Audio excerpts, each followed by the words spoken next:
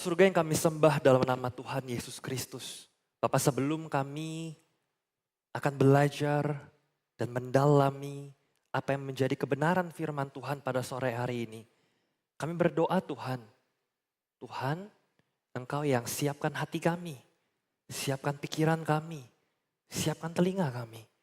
Sehingga apa yang kami dengar Tuhan, kami boleh mendengar Tuhan berbicara kepada setiap pribadi lepas pribadi pada tempat ini. Sehingga firman yang kami dengar bukan hanya sekedar berlalu, tapi boleh masuk ke dalam hati kami, berakar, bertumbuh, dan berbuah dalam hidup kami. Sehingga hidup kami boleh diubahkan. Kami gak jadi sama lagi. Dan kami boleh menjadi pelaku-pelaku firman. Terima kasih Tuhan, kami siapkan diri kami untuk mendengar firman-Mu. Hanya di dalam nama Tuhan Yesus Kristus. Mari kita semua yang percaya katakan, amin. Shalom Bapak Ibu yang dikasih dalam Tuhan. Apa kabar Bapak Ibu? Lesu sekali. Apa kabar Bapak Ibu? Baik, puji Tuhan. Bapak Ibu, hari ini kita akan merenungkan satu tema tentang perubahan yang membingungkan yang kita akan pelajari setelah tadi kita baca ternyata tentang kisah dari seorang yang bernama Paulus. Tapi saya pengen share sedikit tentang identitas Saulus sebelum akhirnya dia berganti nama menjadi Paulus sebelum dia bertobat. Siapa itu Saulus? Yang pertama, kita tahu bahwa Saulus adalah seorang keturunan Yahudi.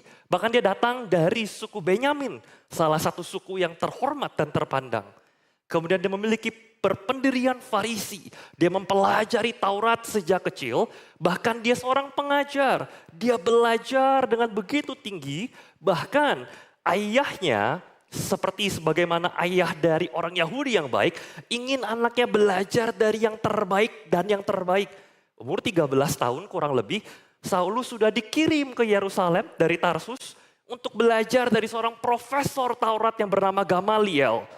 Dan Gamaliel bahkan dikenal dengan istilah the beauty of the law, yaitu Taurat yang indah. Karena setiap kali Gamaliel mengajar Taurat, dia bisa mengartikulasikannya dan mengajarkan Taurat begitu indah. Saulus belajar dari orang sehebat itu. Dan Saulus juga seorang yang berkeluarga negaraan Roma.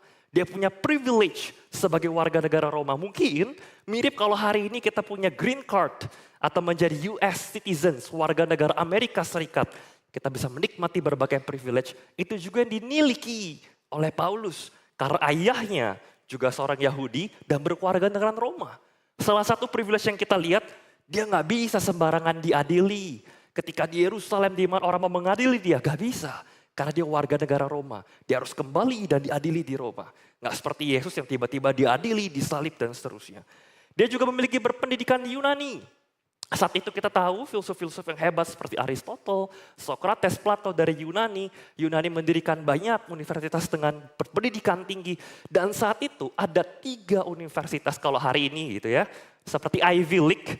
Nah zaman itu ada universitas pendidikan tinggi kota-kota yang terkenal adalah Athena yang ada di Yunani, ada Alexandria di Mesir, dan ada Tarsus.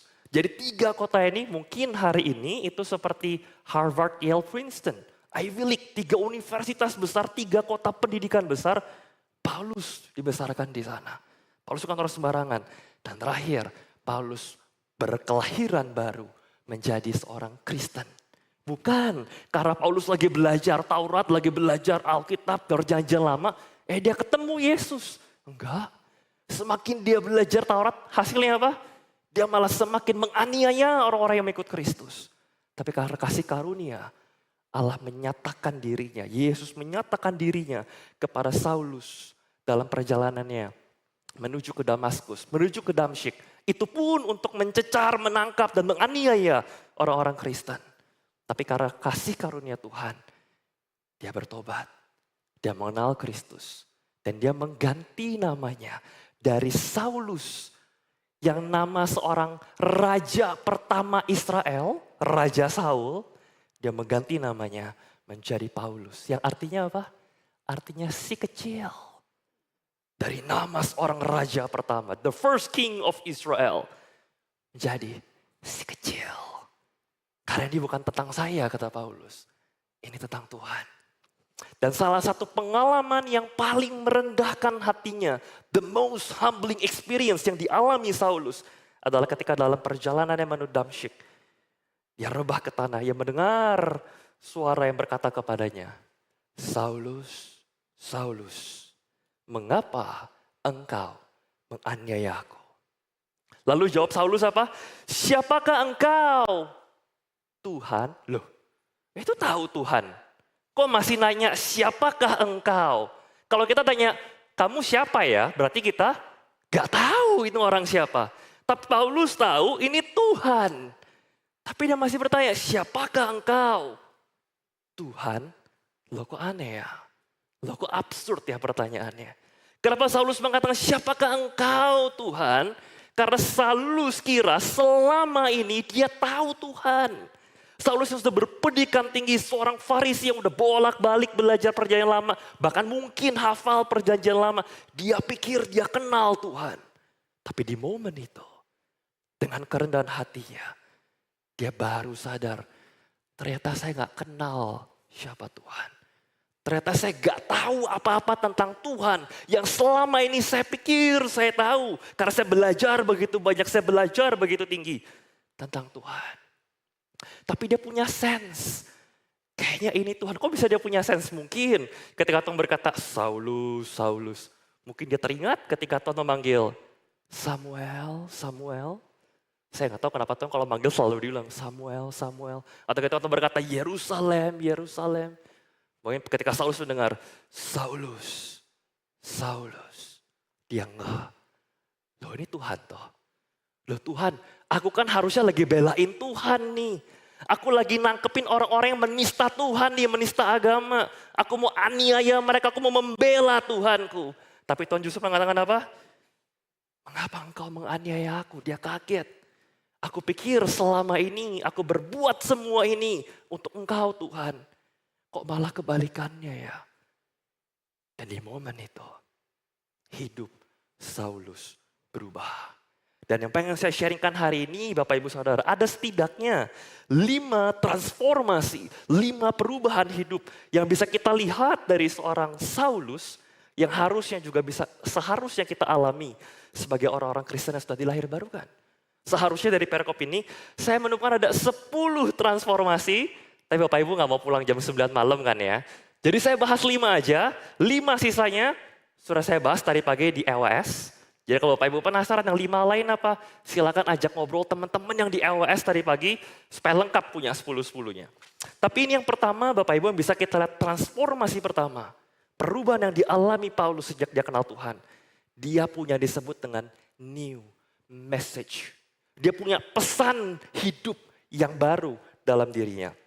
Kita lihat di perikop kita hari ini, Kisah Rasul 9 ayat 19 sampai 20 dikatakan ketika Saulus tinggal bersama-sama dengan murid-murid Damsyik.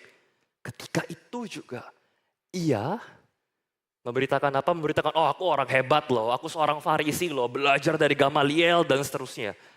Apa yang dia beritakan? Yesus. Dia mulai memberitakan Yesus di rumah-rumah ibadat dan mengatakan bahwa Yesus adalah anak Allah. Bapak Ibu, bukankah itu juga yang sering kali terjadi pada orang-orang Kristen yang baru bertobat? Saya nggak tahu terjadi sama Bapak Ibu atau enggak. Seharusnya iya, saya pun dulu mengalami ketika pertama kali kita berjumpa secara pribadi dengan Tuhan. Ada satu hasrat, satu gairah, kita pengen cerita Yesus ke siapapun. Kita pengen cerita ke teman kita, pengen cerita ke keluarga kita. Dan itu normal. Kita habis makan enak di restoran enak aja, kita bisa pengen cerita ke keluarga kita, ke teman kita. Cobain deh, ini restoran makanannya enak. Kita habis berobat ke dokter, dapat, dokternya pintar. Kita udah berobat kemana-mana gak sembuh. Ke dokter ini sembuh, kita cerita, dokter ini hebat loh, pintar loh. Apalagi ketika kita tahu hidup kita diselamatkan, kita tahu kita masuk surga punya jaminan 100%, kita pengen cerita, hey hidupku diselamatkan. Dan engkau juga bisa selamatkan kalau engkau mengikut Kristus. Kalau kau menerima dia sebagai juru selamat pribadi. Kita punya pesan yang baru dalam hidup kita. Tapi Bapak Ibu, seiring berjalannya waktu, lambat laun, hasrat itu, semangat gairah buat berbagi, membagikan Yesus ke lingkungan kita, ke teman-teman kita, ke keluarga kita, mulai pudar. Yang muncul apa? Aduh sungkan, aduh gak enak lah, gara-gara bawa-bawa Tuhan, bawa-bawa agama, hubungan jadi jelek. Jadi gak deket lagi, jadi jauh. Jadi dianggap mengkristenisasi dan seterusnya. Kita mulai berhenti memberitakan firman. Kita mulai berhenti menceritakan Yesus yang kita bangga-banggakan, yang kita puja-puja, yang kita begitu sanjung-sanjung ketika awal-awal kita terima keselamatan. Halo Bapak Ibu, gimana perasaan Tuhan kira-kira? Dia udah kasih semua buat kita. Kita sungkan, kita lebih mentingin perasaan gak enaknya. Padahal Bapak Ibu, cara terbaik untuk mengasihi orang yang kita kasihi adalah mengenalkannya kepada Yesus.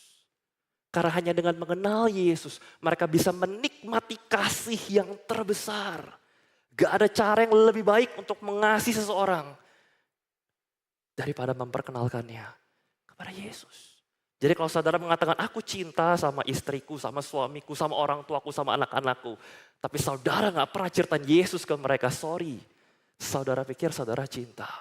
Tapi saudara gak benar-benar cinta. Saudara mencintai dirimu sendiri dengan egomu, takut, aduh ntar gak enak. Dan saudara meresikukan keselamatannya. Karena saudara gak pernah cerita. Oke, tapi kalau sekarang saya pengen cerita, saya bingung harus mulai dari mana.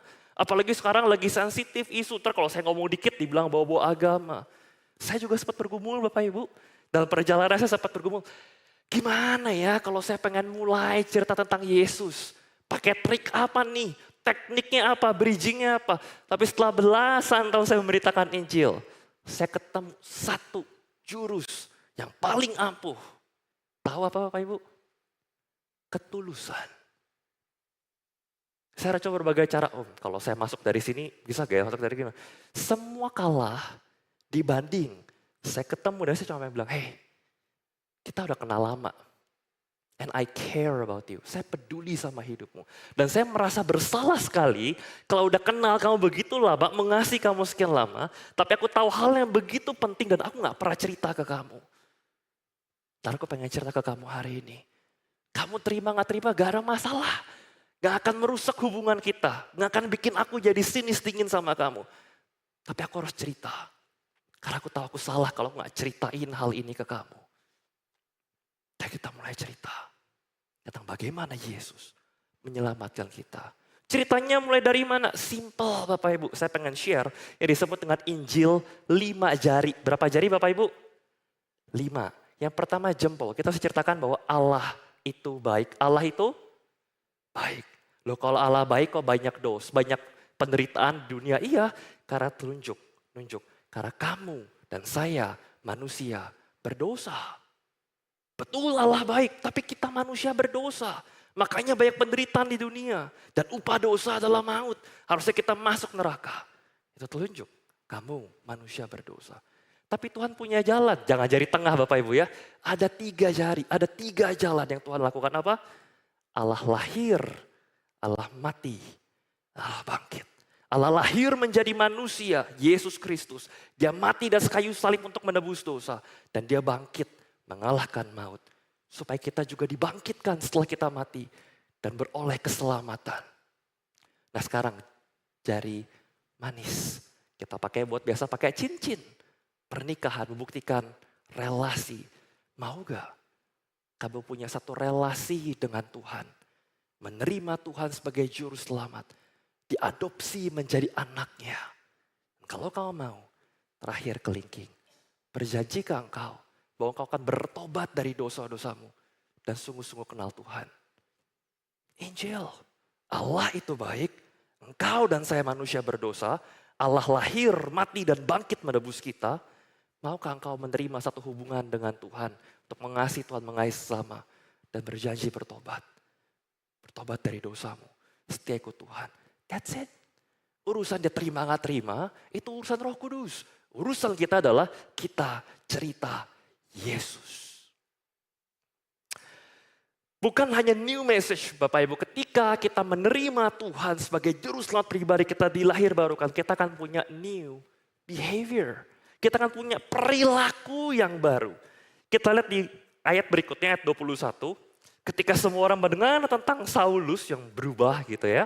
Membingungkan sekali, dia berkata, bukankah dia yang membinasakan orang-orang pengikut Yesus? Bukankah dia datang untuk menangkap mereka?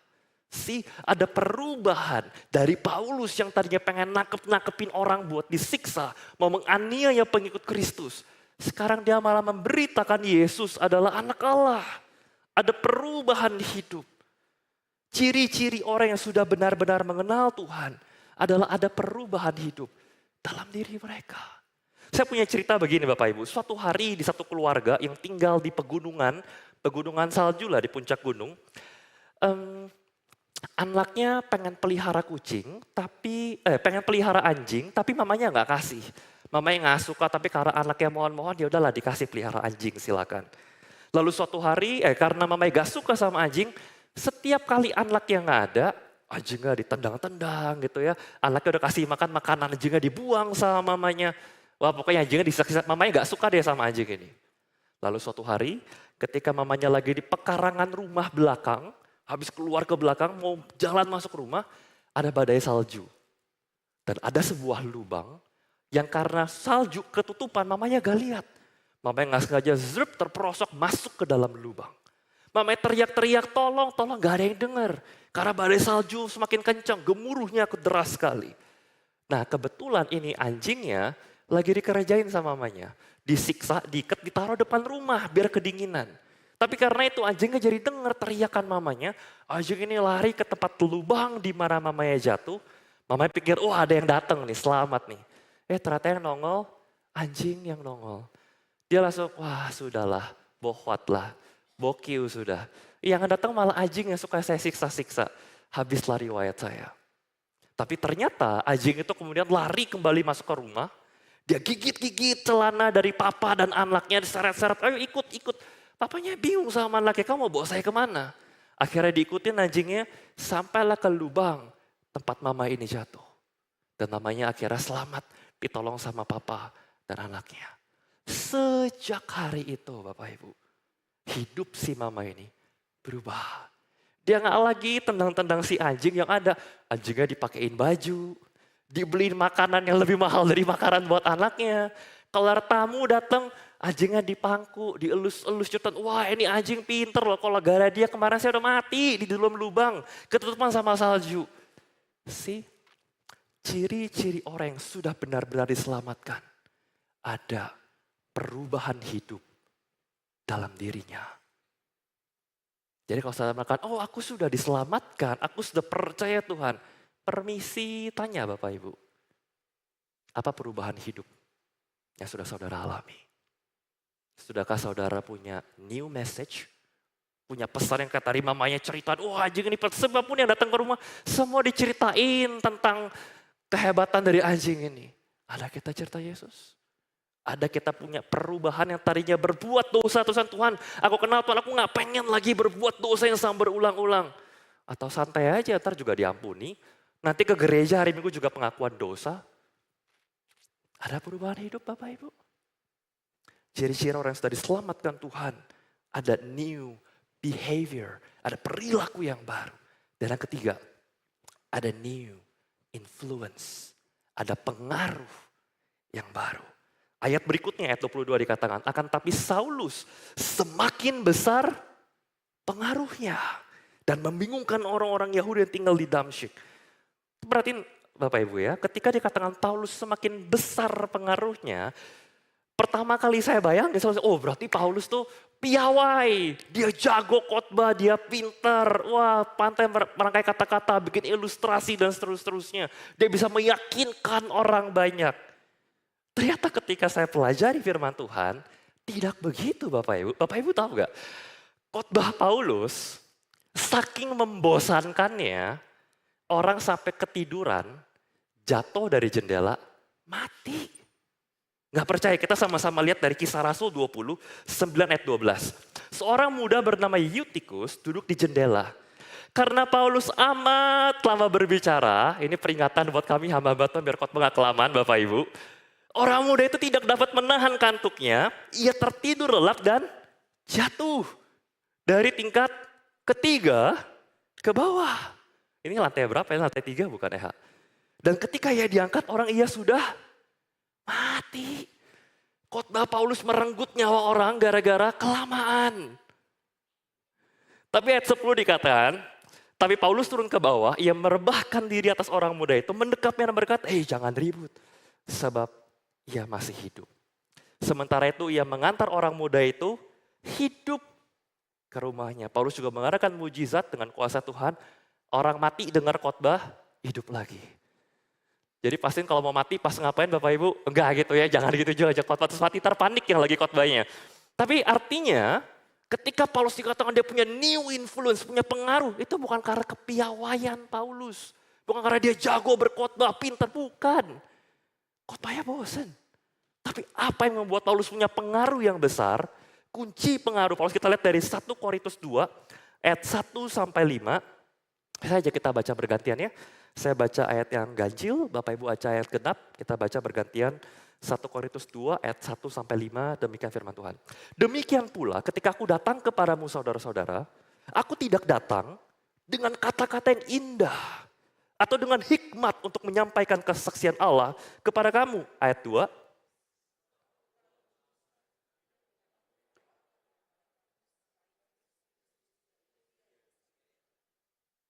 Paulus nggak pakai kata-kata yang indah, dia cuma memberitakan tentang Yesus yang disalibkan.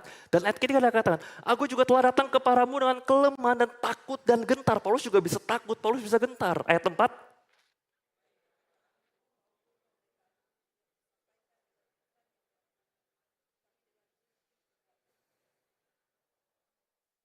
ayat 5 kita baca bersama-sama, 1, 2, 3. Supaya iman kamu jangan bergantung pada hikmat manusia, tapi pada kekuatan Allah. Jadi jangan pikir, aduh saya takut ketika saya memberitakan new message, menceritakan Yesus, saya gak pintar ngomong. Ntar didebatin saya KO, makin gak bisa jawab. Gak usah. Gak butuh kepiawaian, gak butuh kelihayan, kata-kata indah, apologetika untuk kita bisa memberitakan Yesus. Yang penting kita tulus dan kita ceritakan tentang apa ada ini Yesus yang mati dan bangkit untuk menyelamatkan engkau. Itu yang menjadi kuasa Injil. Itu yang memberikan kita pengaruh, influence kepada orang-orang yang belum mengenal Tuhan. Bukan kehebatan kita, tapi semata-mata kekuatan Injil. Roma 1 ayat 16 firman Tuhan berkata, sebab aku mempunyai keyakinan yang kokoh dalam Injil. Karena Injil adalah kekuatan Allah yang menyelamatkan setiap orang yang percaya. Dan yang keempat, bukan hanya kita menerima new message, new behavior, pengaruh, new influence. Tapi Bapak Ibu, ketika kita sungguh-sungguh ikut Tuhan, kita juga akan menghadapi new challenge. Kita akan menghadapi tantangan. Ayat berikutnya kita lihat ayat 23 dikatakan, setelah Paulus semangat, dia punya pengaruh, dia memberitakan Yesus anak Allah. Apa yang terjadi?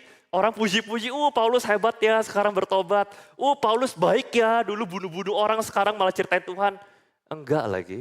Apa yang terjadi pada Paulus? Beberapa hari kemudian, orang Yahudi merundingkan suatu rencana untuk memberikan award kepada Paulus karena orang berdosa yang sudah bertobat. Begitu? Mereka berencana membunuh Saulus. Tetapi maksud jahat itu diketahui oleh Saulus. Siang malam orang Yahudi mengawal pintu gerbang kota supaya dapat membunuh dia. Bukan cuma pengen dibunuh, tapi saking niatnya dibunuh itu siang malam, seniat itu bukan ya kalau ketemu dibunuh, kalau nggak ketemu ya udah dijagain. Jangan sampai Paulus pergi. Kita harus ketemu namanya Saulus, gimana pun caranya, ini orang harus mati. Gampang ikut Tuhan. Tuhan pernah janji, kalau kamu udah percaya Tuhan hidupmu bakal lancar, terus naik, jadi bos, jadi pemimpin, kaya raya, sukses, sejahtera. Apa yang Tuhan Yesus katakan? Matius 16:24 Yesus mengatakan, siapa orang yang mau mengikut aku, ia harus hidup enak, kaya raya, damai sejahtera, gak pernah ada masalah dalam hidupnya. Gak pernah ada yang mau nyakitin, gak ada yang gosipin lagi, akan terus naik dan gak pernah turun itu. Apa yang dikatakan? Kalau kau mau mengikut aku, kau harus menyangkal diri. Kau memikul salib, baru kau mengikut aku. Ikut Tuhan gak gampang. Jadi permisi nih Bapak Ibu, Bapak Ibu lagi ngapain di sini? Bapak Ibu kenapa percaya Yesus? Bapak Ibu pernah berpikir, oh saya pengen Yesus supaya diberkati. Supaya bisnis saya lancar. Oh saya nggak ketemu loh di firman Tuhan. Tuhan bilang kayak gitu Bapak Ibu. Bapak Ibu ngapain di sini? Tahukah Bapak Ibu ketika Bapak Ibu mau sungguh-sungguh ikut Tuhan. Gak gampang. Nyangkal diri gak dosa aja udah susah. Apalagi Efesus 6 ayat 12 mengatakan ketika kita mau sungguh-sungguh ikut Tuhan, iblis nggak tinggal diam. Efesus 6 ayat 12 dikatakan, karena perjuangan kita bukan cuma melawan darah dan daging. Tapi melawan pemerintah-pemerintah, melawan penguasa-penguasa, melawan penghulu-penghulu dunia yang gelap ini. Melawan roh-roh jahat di udara. Well, pemerintah penguasa itu bukan refer ke pemerintah penguasa, tapi ini nama-nama kategori-kategori kuasa atau roh jahat yang ada di sekitar kita. Tapi pernah bayangin gak sih betapa iblis, setan, itu ingin menyerang Tuhan, pengen nyakitin Tuhan, tapi gak bisa. Tuhan terlalu tinggi, terlalu besar, terlalu dahsyat untuk bisa dikerjain sama iblis. Maka iblis yang pengen nyakitin Tuhan, pengen nyerang Tuhan, tapi gak bisa, apa yang dia lakukan? Dia serang siapa? Siapa yang dikerjain? Kita. Karena iblis berharap ketika dia menyakiti kita, dia jatuhin kita, dia bisa mendukakan Tuhan. Tapi jangan pikir, oh kalau saya udah mau hidup benar, hidup bertobat, sungguh-sungguh ikut Tuhan, hidup saya lancar. Enggak, makin banyak masalah. Justru ketika hidup Bapak Ibu terlalu lancar, jangan-jangan Bapak Ibu belum sungguh-sungguh hidup buat Tuhan. Sampai iblis aja udah santai lah, dia gak usah digangguin. Kita ngangguin juga dia gak hidup buat Tuhan kok. Ngapain, biarin aja. Biarin dia hidup nyaman. Tapi justru ketika bilang, Tuhan, aku pengen hidup bagi Engkau. Aku pengen sungguh-sungguh hidup bagi Yesus. Percayalah Bapak Ibu, hidupmu gak akan mudah. Banyak tantangan, banyak rintangan, banyak cobaan, banyak penderitaan. Tapi hanya karena kita punya banyak penderitaan dan kesengsaraan dan masalah, bukan berarti hidup kita senegatif itu. Kita tetap punya sukacita Bapak Ibu. Kita bisa menjalaninya dengan sukacita, dengan kedamaian yang bahkan gak bisa dibeli pakai uang. Ada sukacita ketika kita hidup benar bagi Kristus. Tapi challenge-nya, tantangannya itu real adanya. Dan bukan hanya kita akan menghadapi new challenge, tapi mereka yang sudah ditransformasi dalam Tuhan, kita akan menikmati new fellowship. Ada persekutuan yang baru. Di ayat 26 ayat berikutnya di Kisah Rasul 9 kita melihat, setiba di Yerusalem, Saulus mencoba menggabungkan diri kepada murid-muridnya. Tapi semuanya takut, Bapak Ibu. Karena mereka gak bisa percaya bahwa dia juga seorang murid. Ya ada penolakan. Ingat Bapak Ibu bahwa gereja itu bukan kumpulan orang-orang yang sempurna. Justru gereja adalah rumah sakit buat orang-orang yang berdosa. Jadi wajar kalau kita ke gereja, loh kok dia gini, kok dia gitu. Tapi disitulah kita belajar untuk saling mengasihi. Kita belajar untuk saling menerima. Justru kalau Bapak Ibu ketemu gereja yang sempurna, jangan masuk. Karena begitu Bapak Ibu masuk, nanti gerejanya gak sempurna lagi. Saya jadi gak ada gereja yang sempurna. Tapi disitulah kumpulan orang yang tidak sempurna, kumpulan orang yang berdosa belajar untuk saling menerima, belajar untuk saling mengasihi, belajar untuk saling support. Itu fellowship, itu privilege yang kita miliki sebagai orang-orang Kristen. Sebagai orang-orang di dalam Tuhan, sebagai orang percaya. Manfaatkan itu. Gak ada seorang pun, no one is ever meant to live alone. Gak ada seorang yang harusnya hidup sendirian. Saudara punya komunitas di gereja, punya komunitas dalam Tuhan. Dan bahkan muncul satu sosok seperti Barnabas yang menerima dia, membawanya kepada rasul-rasul, menceritakan kepada mereka bagaimana Saulus melihat Tuhan dan seterusnya. Dan Saulus diterima. Saulus tetap bersama-sama dengan mereka di Yerusalem. Yang tadinya Saulus dikatakan gentar dan takut, ingat ayat sebelumnya? Sekarang Saulus bisa dengan keberanian mengajar dalam nama Tuhan. Saudara mungkin pikir, oh yang penting kan saya pelayanan, saya melayani gak harus di gereja dan seterusnya. Betul. Tapi bahkan pelayanan pun saudara gak harus sendirian. Saudara bisa melayani bersama-sama dalam satu persekutuan, dalam sebuah fellowship. Itu privilege yang kita miliki. Jadi hari ini kita belajar ada setidaknya 5 transformasi yang bisa kita lihat dari kehidupan Paulus, dari conversion, dari pertobatan Paulus. Dan bahkan di ayat kita kalau lanjutin gitu ya, sampai ayat 31 itu juga yang terjadi. Ayat 29 dilanjutin, masih ada orang-orang yang berusaha membunuh Paulus. Dan masih ada challenge-nya, masih ada tantangannya. Tapi saudara-saudara anggota jemaat mereka membawa dia, mereka berusaha melindungi dia. Kabar kertas, tetap ada fellowship di sana. Dan ayat 31, tetap ada influence dari Paulus. Sehingga beberapa jemaat berada dalam keadaan damai, mereka hidup takut akan Tuhan. Jumlahnya makin bertambah. Bukan karena pengaruh Paulusnya, tapi karena apa? Pertolongan dan penghiburan Roh Kudus. Tuhan bekerja. Gak usah ngandalkan kekuatan kita. Kok kita udah bertahun-tahun jadi Kristen, gak ada hasil dan seterusnya. Bukan kita, Tuhan. Jadi hari ini kita belajar sebagai seorang Kristen yang lahir baru. Harusnya kita punya new message. Kita punya hasrat untuk memberitakan Yesus. Kalau hasrat itu mulai hilang, ayo tanya Tuhan, Tuhan berikan kembali hasratku untuk menceritakan Yesus. Gimana cara ngomong yang enak? Tulus. Just be sincere. Hey, aku peduli sama kamu, aku pengen cerita. Apa yang ceritain? 5 jari. Apa tadi jempol Allah itu? Baik, tapi manusia itu berdosa. Allah punya 3 cara. Allah lahir, mati, bangkit. Dan kita perlu menerima keselamatan dengan membangun relasi dengan Tuhan. Tapi kita harus berjanji untuk bertobat dari dosa-dosa kita. Sungguh-sungguh Tuhan. That's it. Itu Injil yang perlu kita beritakan. Dan soal orang yang ditransformasi Tuhan, kita harus punya new behavior. Ada pertobatan. Berita Injil tanpa berita pertobatan itu berita Injil yang tidak utuh. Cuma nawarin orang, ayo percaya Yesus masuk surga. Selesai. Tapi ya tetap aja hidup dosa. No, itu bukan Injil.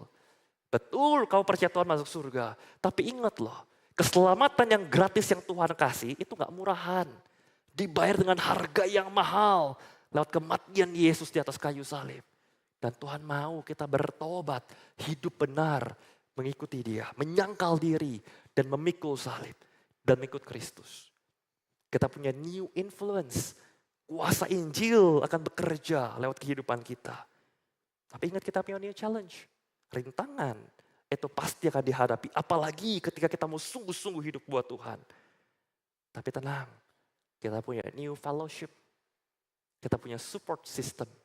Kita punya saudara seiman yang ada buat kita. Sama-sama gak sempurna, sama-sama berdosa, tapi sama-sama kita bergandengan tangan, belajar, bertumbuh di dalam Tuhan. Maka sekali lagi izin saya bertanya Bapak Ibu. Bapak Ibu yakin udah benar-benar diselamatkan? Buktinya apa? Ada gak Bapak Ibu sekarang hidup dengan new message, hasratnya membara-bara memberitakan Yesus? Ada gak Bapak Ibu sudah benar-benar bertobat atau masih ngulang-ngulang terus dosa yang sama? Ada gak Bapak Ibu membiarkan kuasa Injil bekerja dan mempengaruhi semua aspek kehidupan kita? Ada gak Bapak Ibu kok makin saya ikut Tuhan makin susah ya? Atau sekarang hidup nyaman-nyaman aja, gak ada masalah, gak ada rintangan. Iblis saja cuek sama saya, gak peduli. Ada gak Bapak Ibu melibatkan diri ke dalam satu support system, dalam satu komunitas persekutuan dalam Tuhan? Kalau gak ada, tahu dari mana Bapak Ibu sudah diselamatkan? Mungkin Bapak Ibu berkata, oh saya udah percaya sama Yesus. Kan firman Tuhan berkata kalau saya percaya Yesus saya selamat. Iya sih, tapi kok Yakobus 2:19 mengatakan engkau percaya cuma satu Allah saja. Good, baik. Tapi setan-setan loh juga percaya. Bahkan setan gemetar. Setan selamat gak Bapak Ibu? Setan masuk surga? Enggak. Loh setan percaya Yesus itu Tuhan? Oh jelas dia bukan cuma dia tahu persis Yesus adalah anak Allah yang hidup. Dia tahu makanya dia pengen matiin Yesus, dia pengen salibin Yesus, dia pengen ya apapun lah kerjain lah Yesus habis-habisnya. Setan percaya loh Yesus Tuhan, setan selamat. Enggak. Terus kok kita bisa bilang, oh saya udah percaya Tuhan saya pasti selamat kok. Matius 7, 1, 2, 3 firman Tuhan berkata, bukan setiap orang yang berseru kepadaku Tuhan, Tuhan akan masuk ke dalam kerajaan surga. Melainkan dia yang ke gereja setiap minggu, bukan apa? Melakukan kehendak Bapakku yang di surga. Pada hari terakhir banyak orang akan berseru kepadaku, Tuhan, Tuhan, Bukan kami bernubuat demi namamu. Ada yang pernah bernubuat di sini? Kami mengusir setan, ada yang mengusir setan demi nama Tuhan di sini? Kami mengadakan banyak mujizat demi nama Tuhan. Ada yang pernah bikin mujizat? Mereka aja yang bisa ngadain mujizat, mengusir setan, bernubuat. Pada waktu itu aku akan berterus terang kepada mereka. Tuhan berkata, aku tidak pernah mengenal kamu. Enyahlah daripadaku, kamu sekalian pembuat kejahatan. Jadi atas dasar confidence, kepercayaan diri apa Bapak Ibu mengatakan, saya sudah pasti diselamatkan. Padahal Bapak Ibu juga gak pernah lihat ada perubahan dalam hidup Bapak Ibu. Oh karena saya percaya Tuhan. Kan Yohanes 3:16 terkenal. Karena begitu besar kasih Allah. Maka setiap orang percaya kepadanya beroleh hidup yang kekal. Loh, jadi yang benar yang mana ayo? Yakobus 2:19 mengatakan iblis percaya tapi gak selamat. Yohanes 3:16 mengatakan kalau kita percaya kita selamat. Bedanya apa Bapak Ibu? Ini kalau saya highlight, iblis mengatakan iblis percaya bahwa Yesus itu Tuhan. Iblis percaya tentang Yesus. Tapi iblis gak percaya kepada Yesus. Apa sih bedanya satu percaya bahwa, percaya tentang, satu percaya kepadanya. Bedanya apa Bapak Ibu? Bedanya iman. Iblis percaya tentang Yesus tapi cuma percaya pakai kognitif. Dia tahu Yesus Tuhan, tahu persis. Tapi iblis tidak percaya dengan iman. Iblis gak beriman sama Yesus. Jadi permisi tanya, Bapak Ibu merasa saya sudah percaya Yesus, bahkan udah lama percaya Yesus. Bapak Ibu selama ini percaya Yesus, cuma pakai kognitif, cuma modal pengetahuan, iya saya tahu Yesus Tuhan, udah selesai. Atau Bapak Ibu sungguh-sungguh percaya Yesus dengan iman. Karena ternyata cuma percaya tentang Yesus, percaya pakai kognitif, percaya bahwa Yesus Tuhan tidak menyelamatkan. Yang menyelamatkan adalah percaya dengan iman. Maka pertanyaan saya berikutnya Bapak Ibu untuk menutup renungan kita hari ini, apa itu iman? Halo Bapak Ibu yang merasa sudah beriman puluhan tahun ikut Yesus, apa itu iman? Oh iman percaya pakai banget. Oh, iblis juga percaya pakai gemeteran Bapak Ibu, gak selamat juga. Jadi apa itu iman? Kalau saya bisa gambarkan iman dengan kisah dari Alkitab, saya pengen gambarkan cerita dari Sadrak, Mesak, Abednego. Bapak Ibu tahu ceritanya waktu itu lagi pembuangan di Babel, Raja Nebukadnezar sembah patung. Kalau kamu saya bakar hidup-hidup. Apa jawaban Sadrak, Mesak, Abednego? Ini jawabannya. Jika Allah yang kami puja sanggup melepaskan kami, maka ia akan melepaskan kami dari perapian yang menyala-nyala itu. Dan dari dalam tanganmu ya Raja. Mereka gak bilang, ya kalau Allah mengizinkan, ya mudah-mudahan insya Yesus kami bisa lepaslah. Ya saya yakin sih Tuhan sanggup, tapi saya gak yakin Tuhan mau tolong kita gak ya. Mereka bilangnya apa? Jika Allah yang kami puja sanggup gak Allahnya? Sanggup. Maka kami akan lepas. Mereka percaya 100%. Tapi ada kelanjutannya Bapak Ibu. Ayat berikutnya dikatakan, tapi seandainya tidak, sekalipun Tuhan gak ngelepasin saya, bukan berarti Allah saya gak sanggup. Tapi aku percaya Tuhan punya rencana yang lebih indah. Ya aku gak paham. Seandainya Tuhan gak lepasin pun, kami tetap tidak akan memuja, tetap tidak akan menyembah patung. Seandainya enggak pun, aku akan tetap menyembah Tuhan. Ini iman. Iman bukan cuma aku ikut Tuhan, selama Tuhan berkatin aku. Tapi iman sejati adalah Tuhan. Meskipun Tuhan gak kasih berkat. Meskipun penyakitku gak sembuh. Meskipun masalahku gak beres. Aku tetap setia. Aku tetap percaya. Meskipun aku gak ngerti Tuhan kenapa ini terjadi padaku. Aku tetap percaya. Ini iman. Iman bukan cuma pakai percaya, pakai banget. Iblis juga percaya sampai gemeteran. Iman adalah ketika kita mempercayakan 100% hidup kita ke dalam tangan Tuhan. Bukan kehendakku yang jadi Tuhan, ini kehendakmu. Ini hidupku dan hidupku milikmu. Hidupku bukan tentang aku, hidupku adalah tentang engkau. Itu iman. Maka pertanyaannya kalau iman adalah kita mempercayakan hidup kita ke dalam tangan Tuhan, kita percayakan buat apa? Ayat terakhir renungan kita hari ini, Roma 12:1-2 dikatakan, persembahkanlah tubuhmu sebagai persembahan yang hidup, yang kudus, yang berkenan. Persembahkan buat apa? Ayat 2 dikatakan, berubahlah oleh pembaharuan budimu. Kita mempercayakan hidup kita ke dalam tangan Tuhan ketika kita beriman. Untuk berubah, kata berubah bukan kita yang berubah sendiri. Bahasa Inggris lebih tepat dikatakan be transformed. Ketika kita beriman pada Engkau Yesus, maka kita sedang mempercayakan hidup kita seutuh-utuhnya untuk ditransformasi oleh Tuhan. Bapak Ibu tahu menariknya, kata transformasi dalam bahasa Yunani-nya digunakan kata metamorpho. Kata metamorf yang dipakai dalam biologi metamorfosis, perubahan dari ulat menjadi kupu-kupu, dari ulat yang kerjanya cuma ngegrogotin daun, bikin daun bolong-bolong, menjadi kupu-kupu yang bisa membawa serbuk sari dari benang sari ke putik dan menghasilkan pembuahan. Permisi Bapak Ibu, apakah hidup kita sekarang masih seperti ulat yang kerjanya ngegrogotin hidup orang? Ya orang bilang, aduh sejak aku kenal dia hidupku makin susah. Atau hidup kita seperti kupu-kupu yang membawa pembuahan. Ketika orang kenal kita, orang bisa menikmati buah roh lewat hidup kita. Orang kenal kita, orang makin pengen kenal siapa itu Yesus. Yang bisa mengubah orang ini yang dulu saya tahu dia kayak apa. Tapi sekarang ditransformasi oleh Tuhan. Maukah saudara mempercayakan 100% hidupmu ke dalam tangan Tuhan? Maukah kita ditransformasi, diubah seutuhnya oleh Tuhan. Sehingga kita punya message yang baru di hidup kita. Kita punya behavior yang baru. Meskipun ada challenge, tapi kita tahu Tuhan yang menolong kita. Nah apa kuncinya? Bagaimana saya bisa punya iman yang seperti ini? Iman yang meskipun yang tetap setia. Dengan menerima pengorbanan Yesus. Sadarkah Bapak Ibu ketika Yesus disalibkan, ketika kedua tangannya terentang, seolah Yesus lagi berkata, hey, sebesar inilah cintaku bagimu. Aku begitu mencintaimu, ini terasa sangat menyakitkan. Aku begitu mencintaimu, lebih baik aku mati daripada aku hidup tanpa Engkau di surga.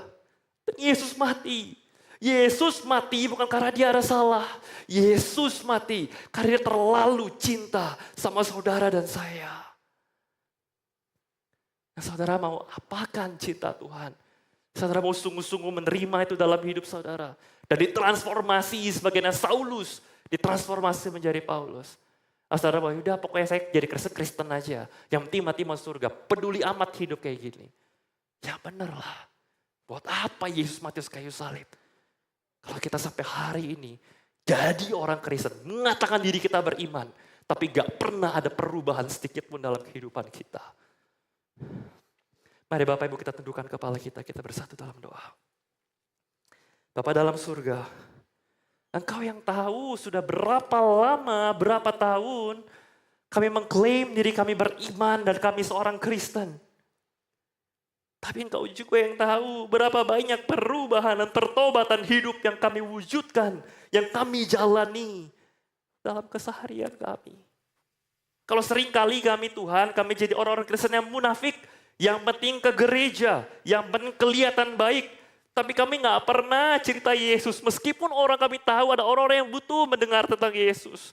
Kami gak pernah bertobat dari dosa-dosa lama kami terus mengulang-ulang dosa kami. Dan kami menganggap tinggal minta ampun beres, Tuhan ampuni kami.